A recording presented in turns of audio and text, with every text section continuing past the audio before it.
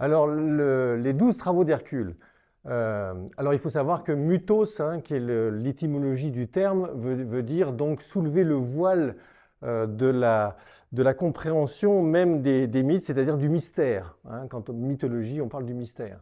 Et les 12 travaux qui représentent aussi ce que l'on appelle un cycle complet d'aboutissement et de perfection. Donc, ce qui représente notre vie intérieure, c'est-à-dire que si nous faisons les 12 travaux d'Hercule à l'intérieur de nous-mêmes, nous arrivons à un niveau de maîtrise. On va dire qu'il y a 4 travaux qui sont plutôt adaptés pour la partie d'apprenti, on va dire, 4 travaux qui sont plutôt sur la partie d'initiation, et puis 4 niveaux de maîtrise. Donc le premier travail d'Hercule, c'est celui que j'ai choisi, et c'est le tout premier. On peut y mettre d'ailleurs dans les 12 travaux d'Hercule, les 12 sites zodiacaux, tout ça est lié, vous avez plein de possibilités de lire ça de manière différente. Il faut savoir que dans la mythologie juive, on dit qu'il y a plusieurs niveaux de lecture, en particulier de la Torah. Je pense que si vous connaissez cet ouvrage, on dit qu'il y a d'abord un niveau de lecture qui est le niveau de lecture du Pshat. Le Pshat, c'est-à-dire, c'est au sens littéral du terme. Et les contes, mythes et légendes peuvent être lus d'une façon assez simple, au premier degré, on va dire. Mais il y a un deuxième niveau de lecture qu'on peut avoir, qu'on appelle le Chemes. Le Chemes, ça veut dire que ça clignote en nous. Ça veut dire qu'on peut, en écoutant un conte ou en écoutant un mythe, sentir qu'il y a une émotion qui peut se passer en nous et on dit ça nous cause en dehors du mental, c'est-à-dire ça résonne en nous. Et ça, c'est le Chemes. Chemes qui veut dire clignoter, d'ailleurs, mais on va dire ça peut tout simplement toucher une partie de nos émotions. Et puis, il y a le troisième niveau de lecture, celui que je vais vous donner moi, c'est-à-dire c'est le Darash. Le Darash, c'est-à-dire c'est une façon de voir et de comprendre l'envers du décor et de pouvoir vous permettre d'avoir accès à un niveau des mythes et des contes que vous connaissez, à une autre façon de le voir, à un autre regard que nous allons partager. Et bien sûr, sur le Darash, vous avez autant qu'il y a de personnes de capacité à interpréter, c'est-à-dire que je ne dis pas que ce que je vais vous dire aujourd'hui est la vérité absolue, vraie, il n'y a que moi qui ai raison, pas du tout. C'est-à-dire qu'autant il y a de façons de lire dans le Darash qu'il y a de personnes qui vont en parler. Donc, ne vous dites pas que ce que je vous dis, c'est vrai. Voilà. C'est-à-dire, c'est juste un regard que l'on peut porter sur ces contes, mythes et légendes. Et juste, ce regard est intéressant d'être partagé. Ce que j'espère dans ma présentation, c'est que ça déclenche en vous dans le Chemes. C'est-à-dire que ça déclenche en vous une émotion, que vous allez, en m'écoutant, vous dire « Ah oui, j'avais jamais vu ça comme ça » et ça résonne en moi d'une certaine façon. Parce que je suis à peu près sûr que tout à l'heure, quand vous allez quitter cette salle, si vous allez voir quelqu'un vous dit « Je suis allé voir une conférence là, sur les contes, mythes et légendes, t'as entendu quoi ?» Plein de choses. Et peut-être vous allez vous dire bah, « Ici, il a parlé de choses intéressantes. » Voilà, ce qui n'est pas forcément facile parce que vous êtes dans le Chemes, pas forcément dans le Darash, et ce qui est logique parce que c'est mon Darash à moi, c'est la façon dont moi je vois les choses. Donc j'espère susciter en vous le Chemes, mais ça c'est votre liberté à chacun de le ressentir d'une façon ou d'une autre, plus ou moins grande, plus ou moins petite. Le quatrième niveau de lecture, c'est le Sod, c'est le secret, c'est-à-dire c'est celui qui écrit la Torah, c'est celui qui écrit les contes et les mythes et les légendes. Moi je n'y suis pas, je vous le dis tout de suite. Et peut-être que de temps en temps, je peux avoir par inspiration, sentir un petit bout du secret, du voile du secret qui se dévoile. Mais ça, c'est vraiment quelque chose qui ne m'appartient pas et qui appartient à personne. Et si vous prenez les lettres donc, de ce que je viens de vous donner, ça donne pour les Hébreux le paradès, c'est-à-dire le paradis. C'est-à-dire si vous arrivez à voir le niveau de lecture jusqu'au Sod, vous êtes au paradis. Je n'y suis pas. Donc voilà. Donc, ce que j'espère susciter en vous, en tout cas, c'est cette interrogation, c'est cette façon de regarder les choses, etc.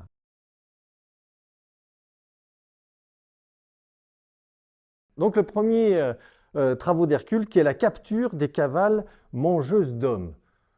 Alors, il faut savoir que notre Hercule, c'est le premier travail qu'il a à faire.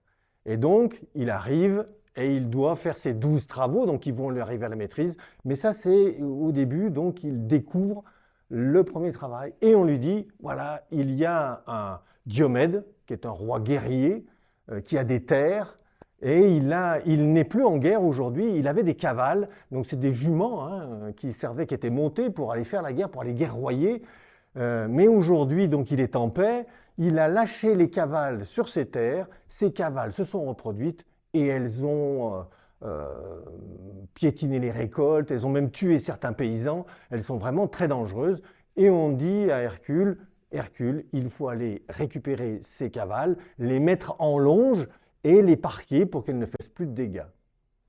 Hercule, qui est fils de l'homme et fils de Dieu, trouve que ce travail n'est pas très compliqué. Et donc il se dit, et il a un ami à lui qui est Abdéris, qui est son ami de toujours, qui lui n'est que fils de l'homme. Hein. Hercule est fils de l'homme et fils de Dieu. Abdéris est seulement fils de l'homme. Et il lui dit, allez, viens m'accompagner, on va aller récupérer ces cavales, les mettre en longe et les parquer, on va passer la porte. Voilà. Et en fait, ça se passe assez facilement, c'est assez fluide. Ils discutent beaucoup, ils rigolent avec Abdéris, ça se passe super bien. Ils arrivent à récupérer, alors les terres, le royaume est quand même assez grand, mais assez rapidement, ils arrivent à récupérer toutes les cavales. Et donc, ils arrivent pour passer la porte et pour aller les parquer. Et Hercule, ayant trouvé que c'était quand même un peu facile, dit à Abdéris, écoute, je vais te laisser toutes les cavales et c'est toi qui vas récolter la gloire d'avoir réussi ce premier travail. Alors Abdéris dit, oh bah non, si, vas-y, prends-les toutes. Voilà. Et Hercule donne toutes les cavales à Abdéris. Et là, au moment où il va pour passer la porte, les cavales se mettent en furie, piétinent Abdéris et le tuent. Et elles repartent. Là, Hercule, il se dit, ah, et donc Hercule va, et on dit dans le mythe que Abdéris meurt dans les bras d'Hercule. Donc voilà, son ami meurt, et il retourne chercher toutes les cavales. Sauf que cette fois-ci, il est dit dans le mythe que ce fut long. Ça fut très long à Hercule, un temps long. Donc, il va quand même réussir à retrouver toutes les cavales, à aller dans toutes les terres, et arrive péniblement, au bout d'un certain nombre de temps, donc à passer la porte et à réussir ce premier travail. Mais Hercule n'est pas satisfait d'avoir réussi ce premier. C'était son premier travail, et à la fois il l'a réussi, et à la fois il a perdu son meilleur ami, et à la fois il est quand même pas aussi heureux qu'il l'était au début avec Abdéris en train de passer cette porte. C'était pour lui le triomphe facile, et ce fut compliqué. Donc là, ça c'est le premier niveau de lecture, c'est le pshat que je viens de vous raconter. Ce que je vous invite à voir, c'est que, grosso modo, les cavales, ce sont nos cavales. C'est-à-dire, ce sont nos formes de pensée, c'est notre mental. Qui a jamais fait de méditation ne sait pas ce que c'est que de maîtriser ses formes de pensée. D'ailleurs, les maîtriser, c'est pas possible. Vous pouvez essayer de méditer tous. Bon, je médite beaucoup, hein, donc j'en parle en connaissance de cause. Tenir une cavale, pas possible. C'est très compliqué. Et en plus, notre mental, qui est un système de défense que nous avons construit, il est doué pour quoi? Pour attaquer. Il est doué pour se défendre. Et donc, très souvent, nous avons, d'ailleurs dans une journée, nous avons 80% de nos formes de pensée qui sont des formes de pensée négatives. Pas positives, négatives. Seulement 20% de pensée positive. Et dans une journée, chaque jour, 95 pensées de notre journée sont le lendemain dans notre tête. 95% des pensées de la veille sont encore dans notre tête le lendemain. Ce qui veut dire que nos cavales sont toujours présentes, toujours en train de tourner, etc. Et prendre du recul par rapport à ces cavales, c'est pas simple. Et qui n'a jamais essayé ne le sait pas. Et Hercule ne le savait pas. Le prendre du recul par rapport à son mental, observer ses formes de pensée, qui est le début de la sagesse. C'est-à-dire que si on veut s'initier, il faut bien comprendre à maîtriser son mental. Et bien là, Hercule, il a pris une leçon. C'est-à-dire qu'on peut y laisser des amis dans cette histoire. C'est-à-dire que les amis, là, le symbole d'Abdéris, c'est tout simplement un ami, c'est-à-dire quelqu'un qui l'aime particulièrement et qu'il perd dans cette histoire, dans cette aventure. Donc ça veut dire que notre système de défense, qui nous pousse à la guerre, très souvent, à attaquer, peut de temps en temps nous faire perdre des amis aussi. C'est ça le symbole de ce passage. Et que plus on grandit, plus on évolue en conscience, plus on s'aperçoit que maîtriser ces formes de pensée, c'est pas simple. Et donc, prendre du recul pour créer cet espace-là, pour pouvoir donc faire en sorte que ces cavales ne cavalent pas toutes seules les unes. Et on dit que le hamster, des fois, hein, quand on n'est pas en forme, quand on a des moments un peu difficiles, eh bien nos formes de pensée nous empêchent de dormir, par exemple. Hein. Elles viennent, elles tournent, elles tournent, elles tournent, elles tournent, elles tournent, et ça peut être compliqué, ça peut être difficile. Et nous avons tous connu ça. Ce que je vous décris là, c'est ce qui nous appartient tous. Le but des mythes, contes et légendes est de nous révéler ce que l'on appelle nos lois ontologiques. Ontologiques qui veut dire les lois naturelles qu'il y a dans toute l'humanité dont nous sommes tous porteurs. Ça donne du sens à ce que nous sommes. Il y en a 12, comme les 12 travaux d'ailleurs. Bon, je ne développerai pas ici parce que ça serait une autre conférence de parler des 12 lois ontologiques qui sont tous liées les unes aux autres et qui nous amènent à donner du sens réel à notre... qu'est-ce qu'on vient faire sur cette terre? Pourquoi on est là? Quel est le but de notre expérience? Donc voilà pour le premier des 12 travaux d'Hercule. Il y en a 12 qui ont cette explication et qui peuvent apporter du sens pour tout. Ça, c'est le premier, parce que pour moi, le plus important, c'est de comprendre que nos formes de pensée passent à travers nous. Nous ne sommes pas nos formes de pensée. Ces formes de pensée, ces cavales, elles cavalent, nous ne les maîtrisons pas.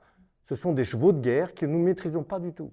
Et si nous les laissons aller sans s'en apercevoir, nous nous identifions à elles, nous nous prenons pour ces cavales, et donc nous piétinons nos récoltes, nous pouvons tuer les autres, nous pouvons perdre des amis. C'est ça que veut dire ce premier travaux d'Hercule.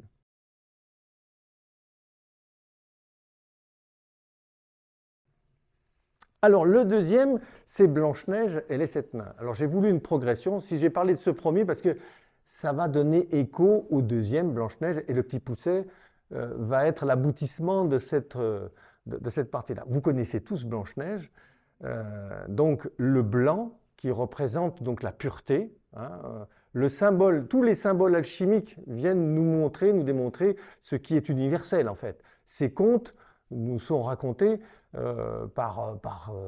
depuis qu'on est enfant, ont été transmis par oralité, et on ne sait même plus qui les a donnés, et on se les transmet comme ça. Donc le blanc a toujours été un symbole donc, de pureté. D'ailleurs, la mère de Blanche-Neige, c'est avant sa naissance, quand elle est avec son rouet, je crois qu'elle est en train de coudre, etc., elle se pique le doigt, et il y a une goutte de sang qui tombe sur la neige, et elle dit que ma fille soit aussi blanche et aussi pure que cette neige, et que ses lèvres soient aussi rouges que le sang que je viens de perdre. Alors le rouge, c'est un symbole très important, parce que c'est le symbole à la fois de la colère, c'est un symbole de la flamme de la connaissance aussi, donc le rouge est toujours le symbole de la transformation. Donc on a à la fois la pureté, l'innocence, et donc, quand on prend Blanche-Neige, il faut bien vous dire, il faut la rentrer à l'intérieur de nous-mêmes. C'est pour ça que beaucoup de contes sont sur le féminin. C'est-à-dire, c'est Blanche-Neige, c'est Cendrillon, c'est Peau d'âne, etc., etc. Pourquoi? Parce que nous devons aller féconder notre inconscient. Notre inconscient est le féminin. Nous allons pénétrer notre inconscient. Nous faisons œuvre mâle, en quelque sorte, en allant féconder notre inconscient. Sur quoi on va tomber en priorité? Eh bien, sur la partie féminine de nous-mêmes.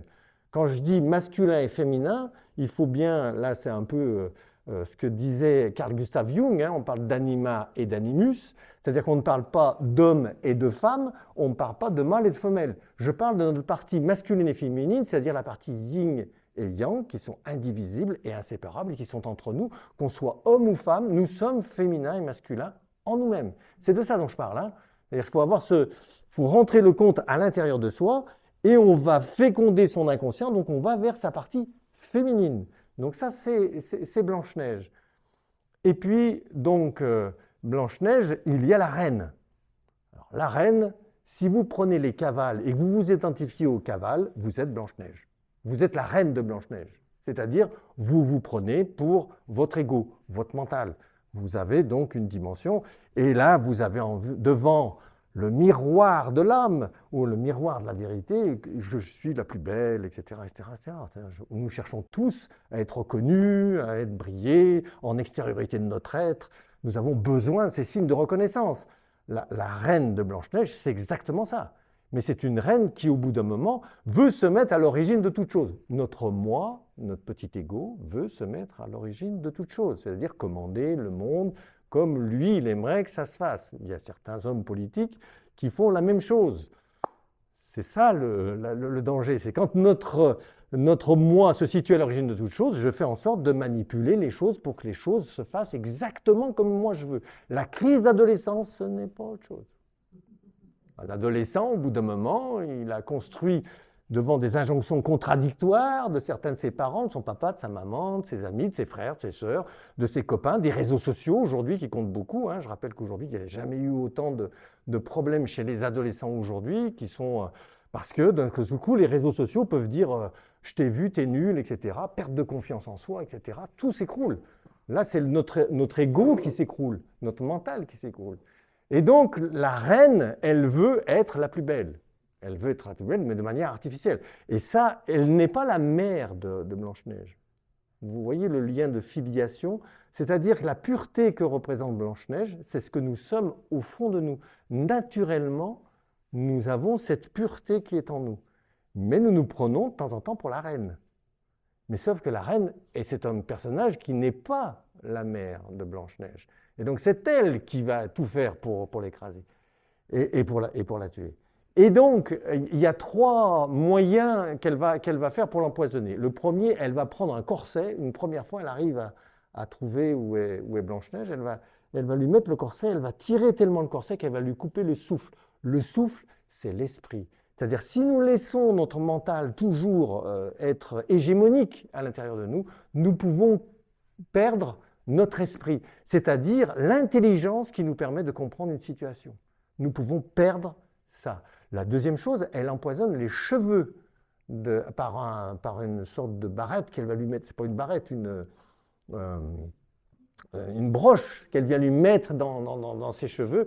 Et les cheveux représentent les idées, puisqu'elles sont le symbole des cheveux représente les idées. Donc elle empoisonne. Il faut savoir que notre mental, de temps en temps, peut nous empoisonner la façon dont on regarde les choses, peuvent nous détourner de la façon dont on regarde les choses. Donc, et puis, le troisième façon de se débarrasser de Blanche-Neige, c'est de lui faire manger la pomme. La pomme, c'est quoi?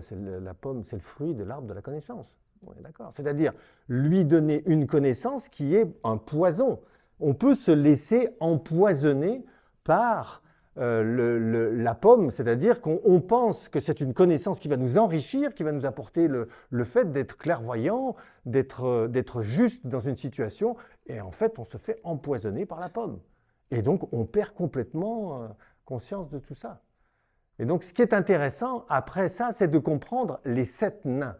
Donc les 7 nains qui représentent les forces, les énergies instinctives qui sont en nous et qui peuvent, eux, parce qu'ils vont travailler la terre, s'ils vont aller dans nos profondeurs, peuvent nous aider à aider Blanche-Neige, en tout cas, notre pureté intérieure, à grandir en conscience. Donc je vais vous présenter les 7 nains qui sont... c'est extraordinaire quand on voit les cadeaux cachés. Et puis si vous devinez certains nains quand je le prononce, avant que je vous raconte l'histoire, c'est super. Parce que si vous avez regardé ne serait-ce que les films de Walt Disney, normalement vous les avez à peu près en tête, tous. Donc le premier, c'est dépasser ses peurs. À votre avis, c'est lequel? Dépasser ses peurs. Non. Alors, ce n'est pas timide, c'est simplet. C'est simplet. Voilà, simplet. Donc, la couleur qui est associée d'ailleurs à la peur et qui est associée au dépassement de la peur, c'est le violet. La planète, c'est Diane, la Diane qui est liée à la Lune. Ce sont tous des symboles qui sont tous liés. Alors, ça veut dire quoi? Pourquoi simplet, le dépassement de la peur? C'est que quand nous sommes pris par nos cavales, que nous avons vu avec Abdéris et puis Hercule, bien, nous perdons la simplicité. Chaque fois que nous sommes pris par les peurs, nous sommes avec une agitation intérieure et nous ne sommes pas simples du tout. Nous sommes au contraire complexes. On va nous amener la complexité. Alors que généralement, le dépassement de nos peurs est toujours assez simple. Et il faut bien comprendre une chose, c'est que la peur en elle-même, pourquoi c'est simple? La peur en elle-même, elle vient de notre réalisation. C'est-à-dire qu'elle vient du nain de Simplet qui vient de nous dire « Ce que tu penses là, ça ne va pas. Arrête, arrête, je suis nul, je ne vais pas y arriver. Non, non, non, non, arrête de penser ça. » C'est-à-dire que Simplet, c'est aussi simple que ça. C'est-à-dire quand nous avons une émotion de peur qui arrive en nous, nous prenons l'émotion que nous associons aux formes de pensée. Vous êtes d'accord ? Et donc, on va lutter contre la peur. On va se dire, ah, je ne veux pas avoir cette peur. Donc, j'essaye de faire en sorte de ne pas avoir peur, etc. etc. Ben non, non, non. L'émotion, elle vient de Simplet. C'est-à-dire, elle vient du nain, de l'énergie qui nous dit, ce que tu penses est faux. Arrête de le penser, tout simplement. Donc, c'est assez simple. Une peur, on associe l'émotion aux formes de pensée, alors que l'émotion, c'est une émotion. Et l'émotion, elle est juste, elle nous indique que ce que nous pensons est faux. Si vous arrivez à être aussi simple que ça, vous avez compris la première énergie de Simplet. La deuxième, c'est apprendre à écouter. Alors, apprendre à écouter. Non, oh ben non, il n'écoute pas beaucoup, lui. C'est pas lui. C'est dormeur. C'est dormeur. Donc, apprendre à écouter sans parler de soi, hein, on pourrait dire aussi, hein, d'ailleurs. Mais apprendre à écouter, ça veut dire que là, l'élément qui est le plus important, c'est apprendre à faire silence en soi. Dormeur, on sait que quand on dort, quand on va pour s'endormir, on change de façon d'être rapport au monde. Donc, dormeur est très important parce que ça nous permet de faire silence. Silence en soi, ça veut dire quoi? Plus de cavale. Je suis capable, quand vous rêvez, votre corps est allongé, mais vous êtes dans un autre monde, vous êtes en train de faire plein de choses alors que vous êtes en train de dormir. Donc dormeur aussi vous permet d'être en capacité de faire silence en soi. C'est-à-dire si vous commencez à observer vos formes de pensée, et si vous faites un peu de méditation, vous allez voir que petit à petit, vous allez les calmer, vos cavales. Elles vont moins en moins parler. Et puis petit à petit, vous créez un espace.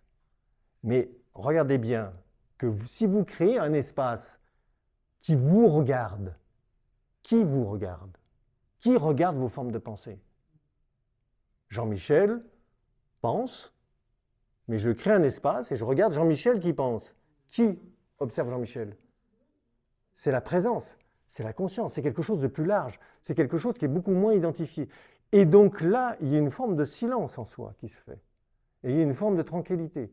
Et si nous voulons arriver à une réalisation, ce que souhaite le prince charmant qui est en nous, parce que le prince qui arrive à la fin de l'histoire, c'est nous-mêmes. Nous voulons absolument épouser Blanche-Neige, être heureux et vivre tranquillement. C'est ça le sens de ce conte. Nous sommes ce prince qui quête je dis bien hommes et femmes réunis, si vous avez bien compris, ne pensez pas hommes ou femmes, non, c'est féminin et masculin qui sont en nous. Donc nous quêtons, et si nous n'arrivons pas à faire silence en nous, si nous ne sommes pas capables de créer cet espace où la présence, c'est-à-dire que nous ne sommes pas cette identité d'avant-plan, ce que nous croyons être, nous ne le sommes pas en réalité, nous ne nous connaissons pas. Donc ça veut dire qu'il faut aller en va vers toi, connais-toi toi-même. Et il faut changer de paradigme, donc il faut être dormeur, il faut savoir changer de façon, de fréquence, de regarder le monde, de regarder sa propre vie, et c'est pour ça que le symbole, c'est dormeur. Le troisième, apprendre à comprendre. Il y en a qui l'ont? C'est timide. Timide. Pourquoi timide? Parce que timide, si vous voulez à un moment donné avoir du recul par rapport à votre expérience, il ne faut pas être dans la réaction. Et timide n'est pas dans la réaction. Timide, comme il est timide, il ne va jamais rentrer en réaction. C'est-à-dire il va toujours prendre le temps, la distance nécessaire avant de rentrer en action. Parce que le but de l'expérience, c'est pas, vous allez me dire, j'observe mes formes de pensée, je crée un espace, ok, mais enfin quand il y a une situation qui ne me plaît pas, je ne vais pas me laisser marcher sur les pieds. Non, non, non, c'est pas ce qui est dit ça. Le but est ne pas de rentrer en réaction. Nous sommes tous avec nos petits moi systèmes de défense qui nous attaquons donc régulièrement, tous. On va dire que Poutine, il a très peur de l'OTAN. Son système de défense, c'est de l'attaque. Mais c'est un système de défense. Si on comprend que nous sommes toujours face à des systèmes de défense, déjà, on est moins enclin à aller faire la guerre. C'est-à-dire qu'on comprend que l'autre se sent attaqué. Donc on peut essayer de le comprendre. Et ça, c'est timide qui le permet. C'est-à-dire timide, lui, permet d'avoir ce recul pour rentrer en action. Ça ne veut pas dire qu'on se laisse tout dire, tout faire. Mais on prend le temps. D'ailleurs, je n'avais pas donné les autres couleurs, mais dormeur, par exemple, c'est le rose ou le orange, quelquefois. La planète, c'est Hermès. Et pour timide, la couleur, c'est le vert, et la planète, c'est Vénus. Vénus, c'est-à-dire qu'on transforme Vénus, qui est la planète où vous avez le corbeau et la colombe, hein, qui représentent le corbeau qui va pulsion, désir, on va dire, j'assouvis mon désir et j'éteins la pulsion, puis c'est sans fin. Ça, c'est le corbeau. La vérité, c'est que nous cherchons à nous réaliser, nous sommes la colombe, et c'est un désir sans fin, c'est un désir infini, là qui représente donc bien Vénus. Le vert, c'est voir la perfection, c'est-à-dire que timide, lui, il va toujours regarder, de se dire, il y a quelque chose à apprendre de cette situation. Je ne vais pas tout de suite aller guerroyer, non, j'ai quelque chose à apprendre de la situation qui est en train de se passer, et je vais essayer de poser l'acte qui est juste à être posé. Mais donc, je ne suis plus dans la réaction, je suis dans l'action. Le quatrième, recevoir la lumière sans succomber à l'ego. C'est prof. Voilà, c'est prof. Hein, là, c'est le jaune. La planète, c'est Apollon. Donc, c'est comprendre, en fait, on dit que l'intelligence est féminine à l'intérieur de nous et que la sagesse est masculine. Et on a besoin des deux. Là, on a la partie masculine, c'est-à-dire la sagesse. C'est comprendre les lois. Je comprends comment je dois, plus ça va, plus j'élève mon niveau de conscience, plus je comprends comment le monde marche, comment je peux agir vis-à-vis des autres. Et donc, je peux être en capacité de l'enseigner aux autres. D'enseigner petit à petit, parce que je me l'enseigne à moi-même et je peux l'apprendre aux autres. Donc je suis dans ce quatrième, donc c'est recevoir la lumière sans succomber à l'ego, faire attention que je comprends la lumière, c'est la connaissance, j'en fais une sagesse, mais ce n'est pas pour m'en servir pour moi-même, sans succomber à l'ego, c'est-à-dire que de tout ce que je viens de vous dire, on peut s'en servir pour manipuler le monde et pour mettre le moi à l'origine encore plus fort. Hein. Donc le but est de se réaliser, non pas de défendre la reine qui va devenir de plus en plus forte et qui va demander devant le miroir, toujours de plus en plus fort, qui est la plus belle, et c'est moi, c'est moi, c'est moi. Ouh là, regarde tout ce que je comprends, tout ce que je sais. Voilà, le but n'est pas ça, c'est beaucoup d'humilité. Après, donc, c'est de dépasser la violence et la colère. Quel nain? Non. La violence et la colère. Atchoum. C'est Atchoum. Donc la planète, c'est Mars, qui est assez intéressant, parce que c'est le rouge, la colère. Alors là, c'est comprendre que la colère est la meilleure amie de l'homme, puisque c'est un nain, Atchoum, qui représente ce rouge. Alors vous allez me dire, la colère, t'es sûr de ce que tu dis? Oui. Chaque fois que vous êtes en colère, cette énergie, elle est énorme. Donc c'est pareil, c'est une émotion qui est à regarder en tant que telle. Elle vous indique que ce que vous pensez est faux. Mais cette énergie, vous la tournez à l'intérieur de vous, c'est une flamme alchimique extraordinaire. Vous êtes capable de transformer votre plomb intérieur en or de manière magnifique. Ce qui veut dire que la violence, en réalité, est un cadeau. Tourner à l'intérieur de nous, tourner à l'extérieur de nous, c'est une catastrophe. Bien évidemment. Vous pouvez lapider votre expérience avec des pierres et qui sont une catastrophe. Vous tournez ces mêmes pierres à l'intérieur de vous et vous construisez un temple magnifique de votre réalisation. C'est la même énergie. Mais tourner à l'extérieur, elle détruit, elle est mauvaise, mais cette même énergie, vous en avez besoin à l'intérieur de vous pour vous transformer. Donc c'est ça qui est beau. C'est-à-dire ce nain, on en a énormément besoin d'Atchoum. C'est-à-dire, grosso modo, nous n'avons jamais vu un monde avec autant de colère qu'aujourd'hui. Hein. Moi-même qui suis directeur d'une école de musique, il y a des enfants qui ont des problèmes dans les chorales, on a des problèmes avec certains parents, entre professeurs, il peut se passer des problèmes. On n'a jamais vu autant de violence dans notre monde aujourd'hui. Mais ça veut dire qu'on n'a jamais eu autant de chance de pouvoir se transformer. On a une énergie disponible aujourd'hui qui est énorme. Mais soit on en fait une qualité, c'est-à-dire on comprend dans quel sens elle arrive, soit on ne la comprend pas dans le sens du tout où elle arrive, et là on fait une catastrophe. Donc c'est bien comprendre que la violence est notre cadeau. Je sais que ça peut agresser ce que je suis en train de dire, mais en réalité, si nous sommes dans le chemin de réalisation, si nous comprenons ce que les 7 nains nous racontent, on comprend qu'en fait c'est une opportunité magnifique de transformation de notre intériorité. Après, recevoir la puissance sans succomber au pouvoir. Quel nain? Il n'y en a plus beaucoup maintenant, vous devez... Non, prof, c'était celui juste avant. Non, c'est joyeux. Eh oui, eh oui. Ça, c'est le guide. C'est celui qui nous aide. La couleur, c'est le bleu. C'est Jupiter, la planète qui est reliée à ce nain.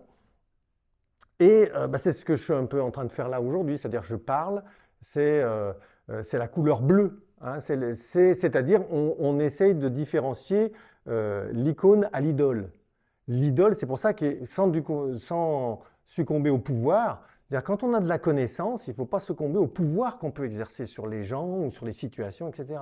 Non, le but est de montrer le chemin. Et si on est une idole, c'est-à-dire ce qu'on dit, la différence entre le gourou et le maître. Le gourou, il veut briller, il veut que les gens disent « Oh, c'est magnifique, hein, superbe hein ». Mais le gourou n'est pas le gourou au sens péjoratif du terme, parce que le gourou, étymologiquement parlant, ça veut dire celui qui guide vers la réalisation. C'est pas... Mais aujourd'hui, on a tendance à, dans notre langage, nous, Européens, le gourou est plutôt vu et vécu de manière négative. Mais en fait, en réalité, le gourou, au départ, c'est un guide. Hein, mais nous, comme on peut les juger un peu de manière un peu... ces civilisations, ou le monde oriental, de temps en temps, on l'a plutôt vu péjorativement parlant. Donc, une icône et une idole, c'est ça la différence. Hein. Une icône va nous ouvrir une fenêtre sur une nouvelle compréhension. Une idole, on l'idéalise et on pense que c'est elle qui détient quelque chose. Et c'est tout le rapport qu'il y a à avoir avec la connaissance. Soit on en fait quelque chose que l'on partage parce qu'on sent que c'est une nécessité en nous et que ça apporte tout simplement le bonheur est partagé, la joie est partagée. C'est pour ça que le joyeux, parce que c'est la joie. Dès qu'on essaye d'utiliser ça en pouvoir, on corrompt cette joie. C'est fini. On est en train d'utiliser la joie pour en faire autre chose. Donc, et le dernier, c'est rassembler ce qui est part sans succomber au chaos. Et donc, il n'en reste plus qu'un, vous l'avez nommé tout à l'heure, c'est Grincheux. Oui. C'est-à-dire qu'en fait, le dernier nain là, que je vais vous donner, c'est en fait le départ de l'alchimie. C'est-à-dire c'est rassembler ce qui est part. Carl Gustav Jung, il parle d'individuation. Nous sommes séparés, je parlais des adolescents, il y a des injonctions d'aller du papa, de la maman, de mes frères, de mes sœurs, de mes copains, des professeurs des écoles, etc., etc., etc. Et je suis morcelé avec des attentes de partout. Et je suis quelquefois papa, je deviens père, je deviens grand-mère, et j'ai des fonctions comme ça je deviens grand-mère, mais ma fille reste ma fille. Ou mon fils, je suis la mère du fils quand même. Hein. Donc toutes ces fonctions-là, et je suis éparpillé dans tout ça. Donc rassembler ce qui est part sans succomber au chaos, c'est donc Grincheux. C'est-à-dire que petit à petit, le but que nous soyons dans notre vie, c'est de ne pas être éparpillé, c'est-à-dire d'être le même, quelle que soit la situation.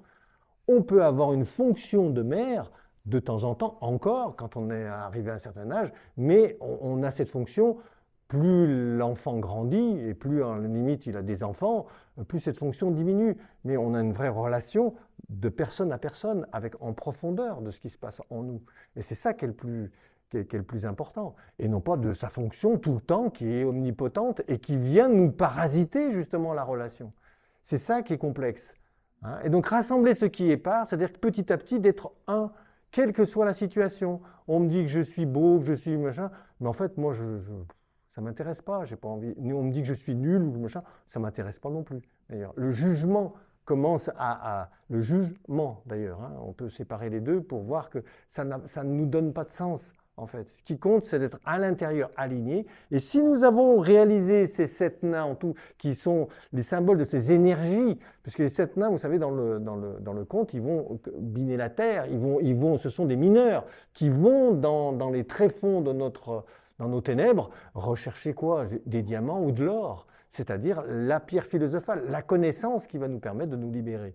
Et c'est pour ça que le prince charmant, qui arrive à la fin de Blanche-Neige, il libère Blanche-Neige de sa gorge. C'est-à-dire que là, elle va pouvoir libérer sa voix, elle n'est plus étouffée. Elle va pouvoir vivre, elle va pouvoir s'épanouir, elle va pouvoir respirer. Et le conte finit bien. Tout va bien? Ça va?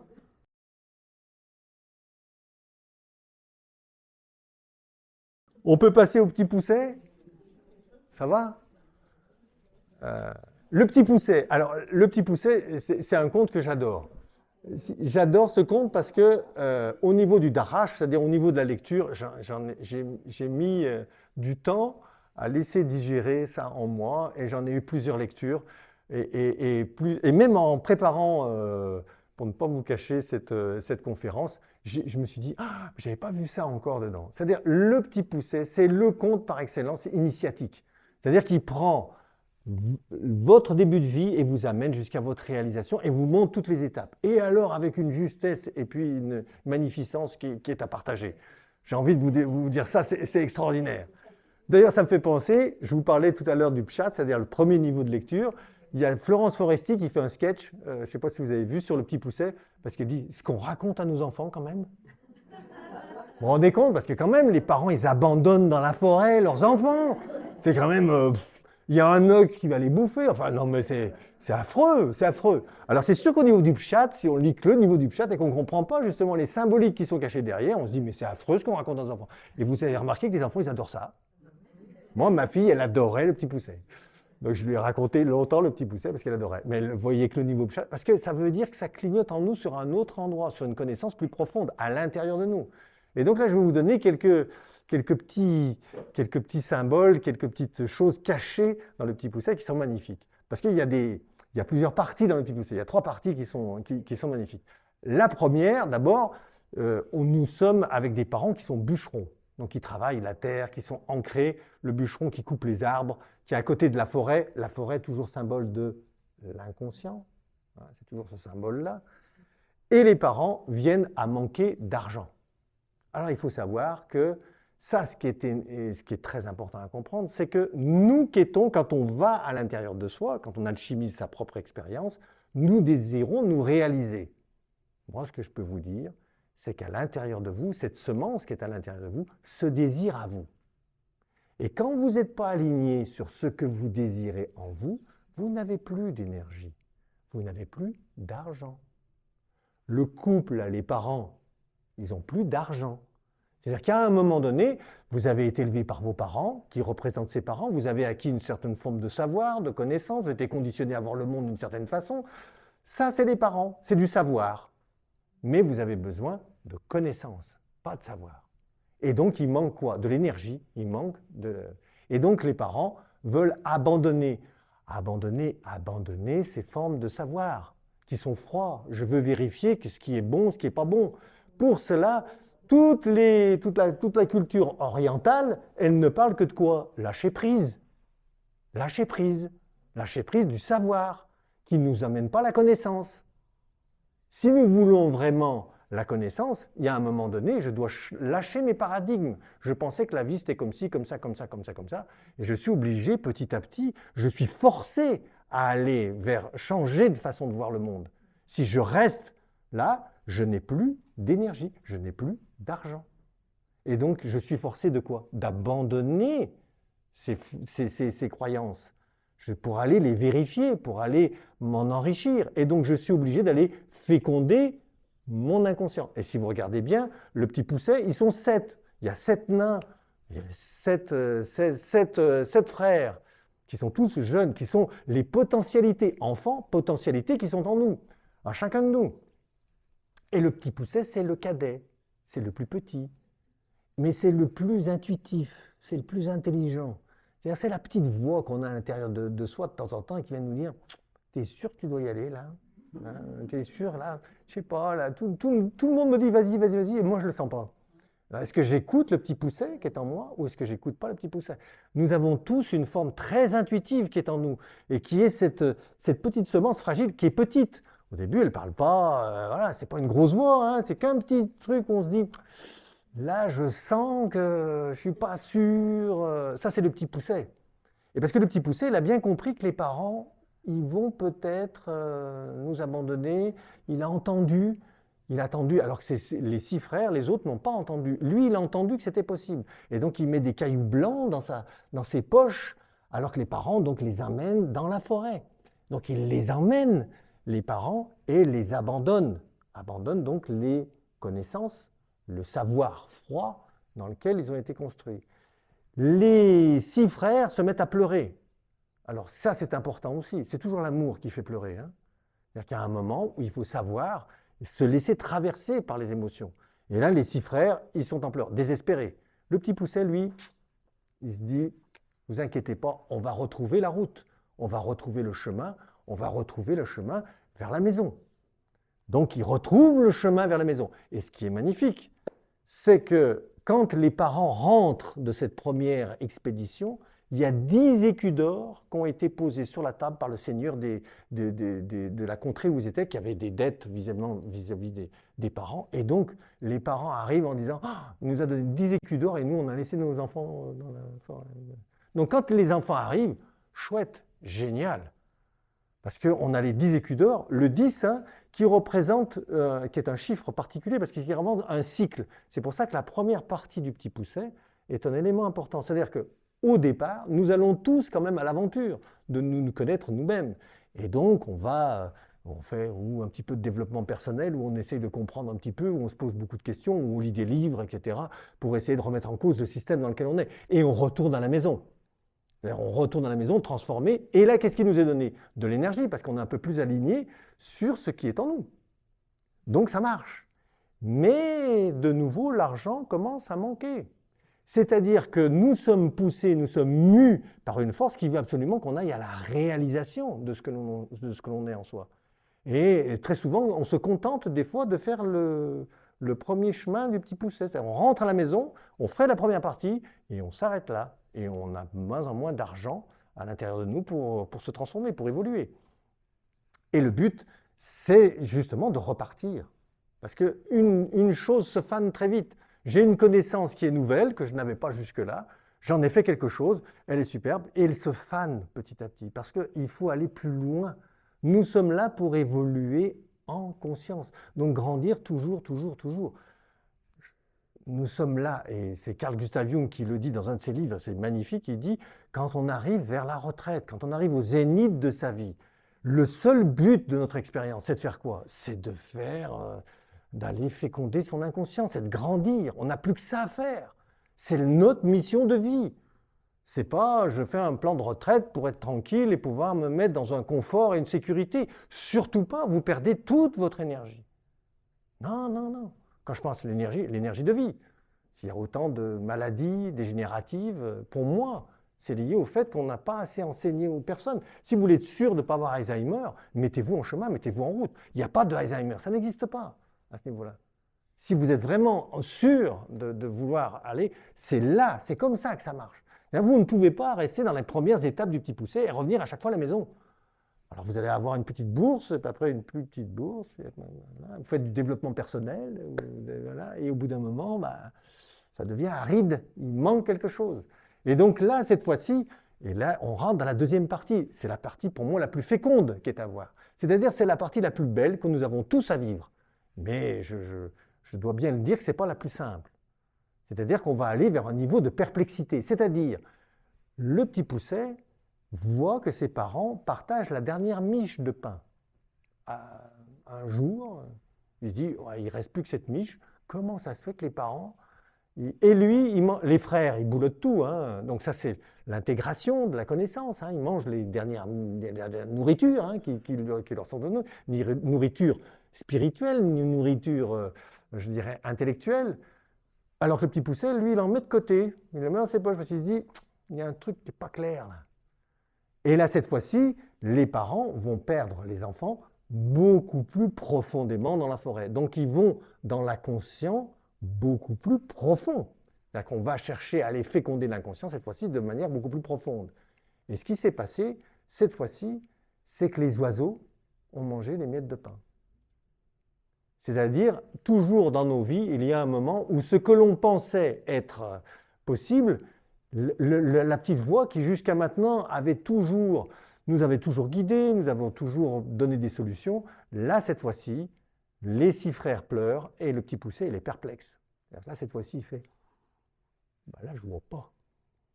Je ne vois pas comment m'en sortir. » Et dans nos vies, soit par un accident, soit par la maladie, soit par des décès, soit par des choses. Ça nous est tous arrivé. À un moment où on perd le truc, où on pensait qu'on pouvait maîtriser tout, qu'on pouvait... Ben non, c'est une illusion. On ne peut pas tout maîtriser. Et donc il y a toujours un moment dans notre vie où ce moment de perplexité arrive. Ce n'est pas le moment le plus facile, parce que c'est un vrai deuil à faire. C'est un vrai deuil de compréhension. Un vrai deuil, donc un vrai abandon à faire à nos paradigmes passés. Il faut qu'on change complètement de façon de voir le monde. On ne peut plus regarder le monde comme on le regardait avant. Ce n'est pas possible. Tout s'écroule à un moment donné. Et moi, je l'ai vécu. Je vous en parle parce que j'ai des frissons en vous le disant. Je l'ai vécu vraiment. Donc je peux vous dire que ce moment-là, c'est un moment complexe, mais c'est aussi un moment, si vous allez... Et ce que fait le petit pousset, qu'est-ce qu'il fait ? Il voit un arbre qui est plus grand que les autres. Alors il faut savoir ce qu'on appelle la loi de correspondance, qui est une des lois ontologiques qui est en nous. Il grimpe le plus haut possible à la cime de l'arbre, c'est-à-dire qu'il descend dans ses ténèbres. C'est ça que ça veut dire. C'est-à-dire qu'il descend au plus profond de lui-même. Pour voir quoi ? La lumière qu'il voit au fond, qui est dans la forêt, qui est encore plus loin que là où il est. C'est-à-dire qu'on ne lui demande pas « tu fais demi-tour ». Là, cette fois-ci, non, c'est fini de faire demi-tour. On ne retourne pas à la maison, on ne retourne pas dans les vieilles idées, on ne retourne pas dans les autres paradigmes.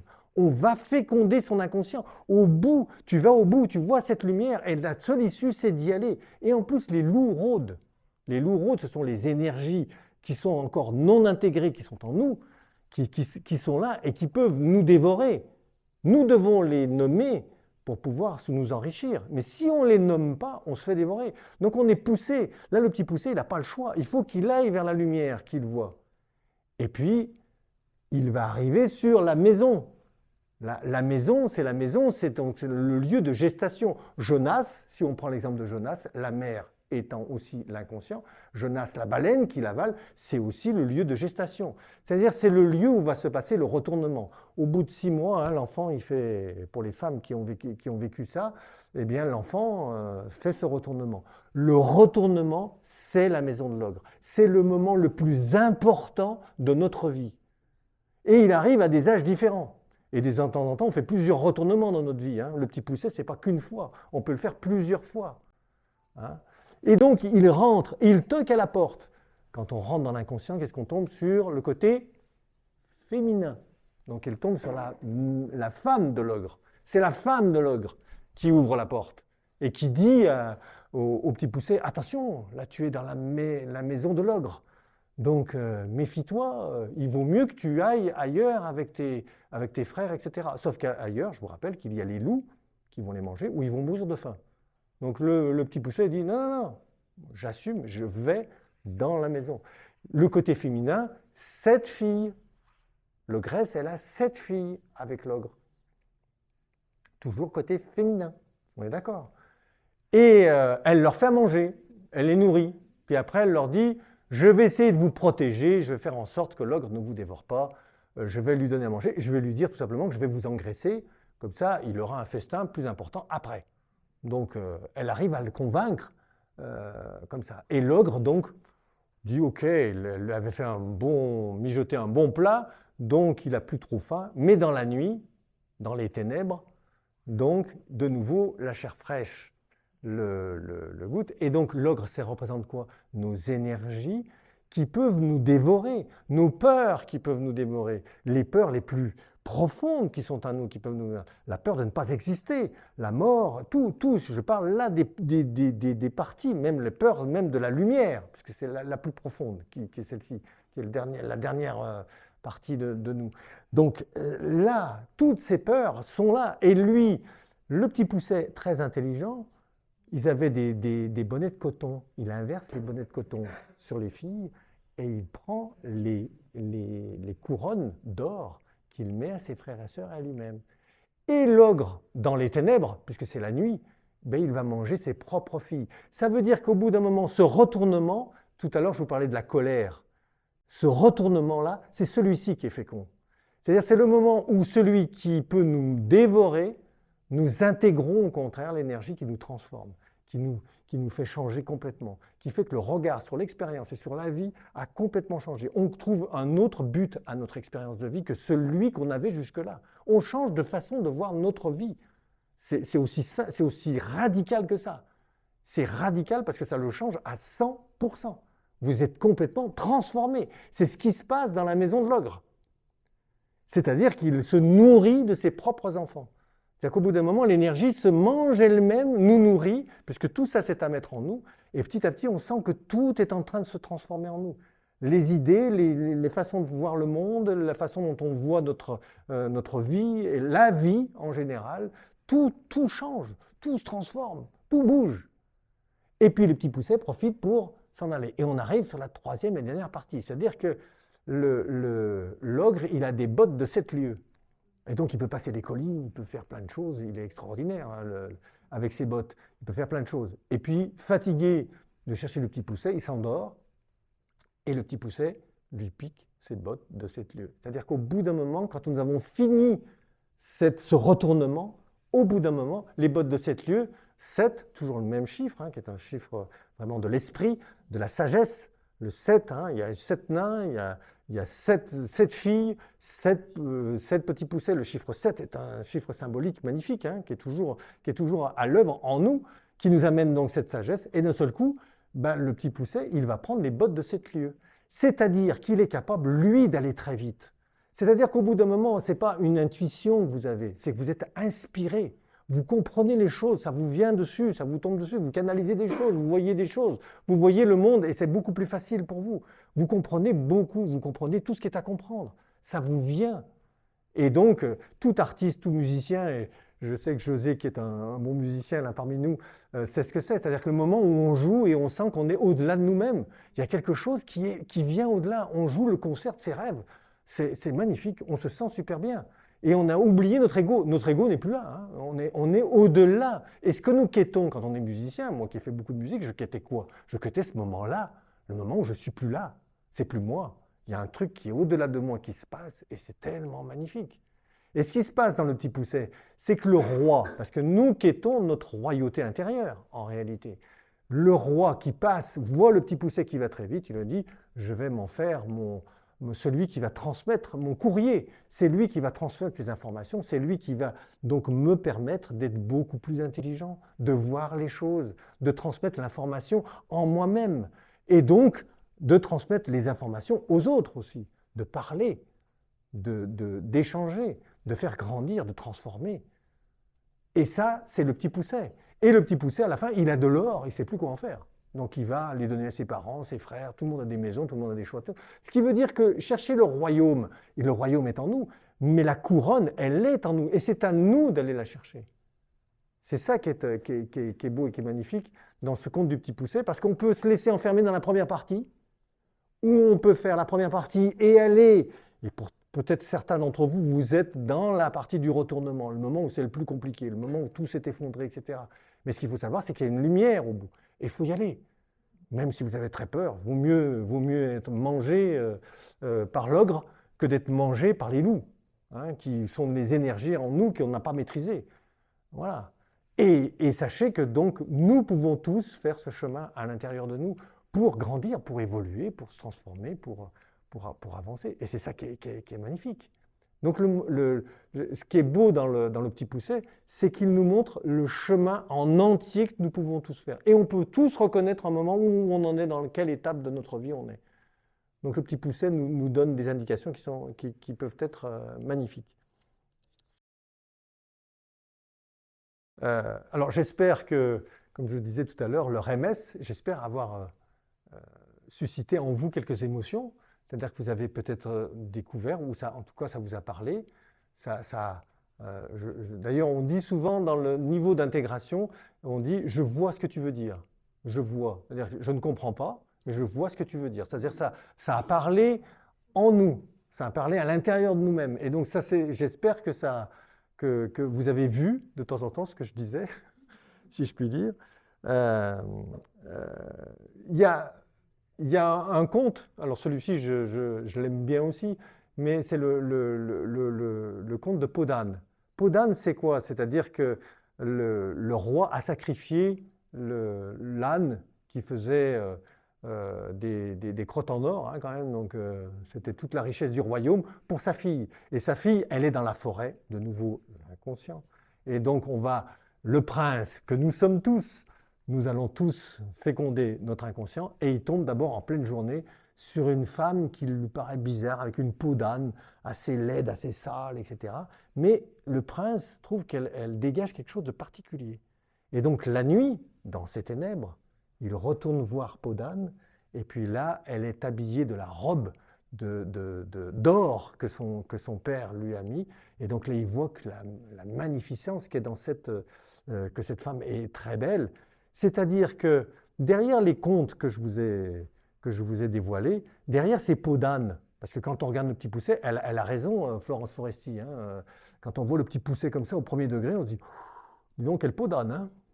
Mais derrière, il y a une lumière qui est magnifique et qui est sublime, et qu'il faut être capable de se dévoiler à soi-même pour vraiment grandir et s'enrichir de ce qui est caché, parce que tout ça est caché, c'est derrière une peau d'âne.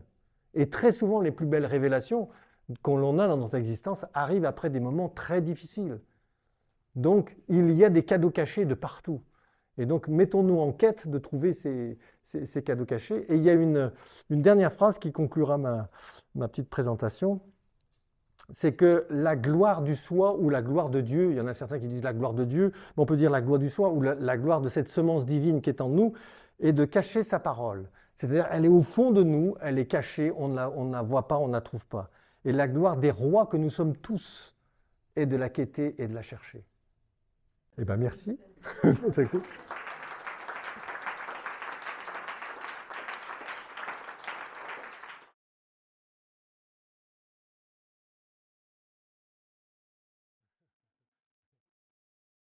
Sachant que pour moi, le conte, on n'a jamais fini. C'est-à-dire que c'est un éternel recommencement. Parce qu'il y a toujours une connaissance plus profonde. C'est ce que je disais tout à l'heure. C'est-à-dire qu'il y a un moment où on a une forme de richesse qu'on a gagnée parce qu'on a compris certaines choses. Et ce qui compte, c'est-à-dire qu'il y a une forme d'inconfort dans ce que je vous dis. Mais la joie va avec l'inconfort. Donc pour moi, maintenant, je n'ai plus de choix d'y aller, si vous voulez. C'est-à-dire que pour moi, le fait que ça soit inconfortable n'est plus un problème, parce que je suis toujours dans la joie. Donc je suis ma joie, mais je dois bien reconnaître que la transformation, elle est permanente. C'est-à-dire que c'est jamais fini, on n'est jamais arrivé. Donc il y a cette transformation qui est toujours à l'œuvre en nous, qui amène cet inconfort quand même, mais le fait que ça soit guidé par la joie fait que voilà, c'est beaucoup plus facile quand même.